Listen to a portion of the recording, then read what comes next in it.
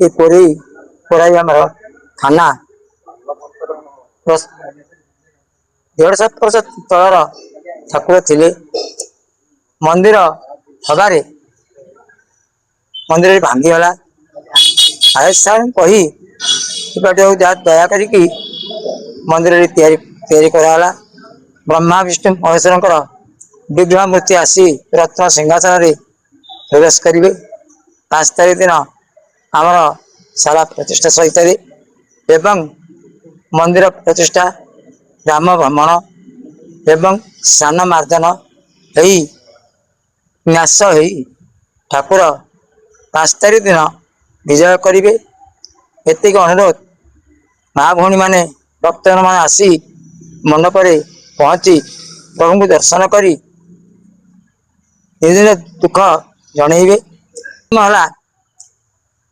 पुण्य पवित्र तीर्थ तीर पवित्र नदी रे आमे जाई सारा शुणी रेंगाल तल पवित्र नदी आमे जल अभिमंत्रण कलु जल पूरण कलु कलश स्थापन कलु कलश पूजापूजी करी जल यात्रा करी आनी सारा प्रवेश करी मंडप आयोजन होची काली प्रभात आमर सूर्य पूजा गुरु पूजा गो पूजा सूर्य अर्घ्य दे सारा प्रवेश करी आमर कार्यक्रम अनुष्ठान यज्ञ आरंभ करी।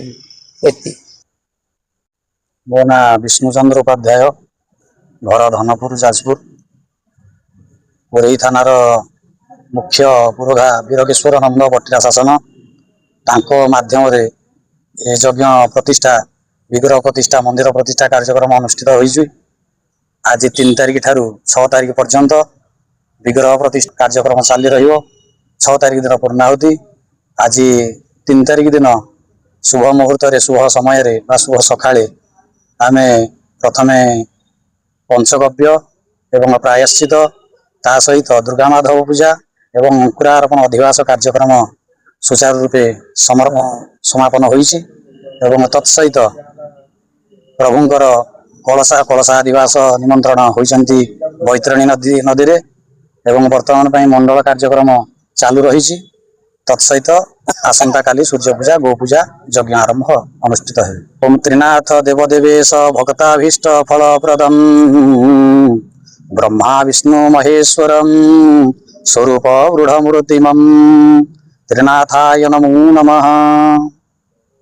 भक्त को अनुरोध एवं समस्त भक्त एठी आसी प्रभुंकर शुभाशीष प्राप्ति करंदु एवं आम कोरई थानार ये बहुत बड़ आयोजन होइछन्ति एवं तत्सहित ब्रह्मा विष्णु महेश्वरंकर शुभ विभु कृपा लाभ करंदु। समस्त भक्त को अनुरोध यथा संख्यारे उपस्थित होई आम मानक उत्साहित करंदु।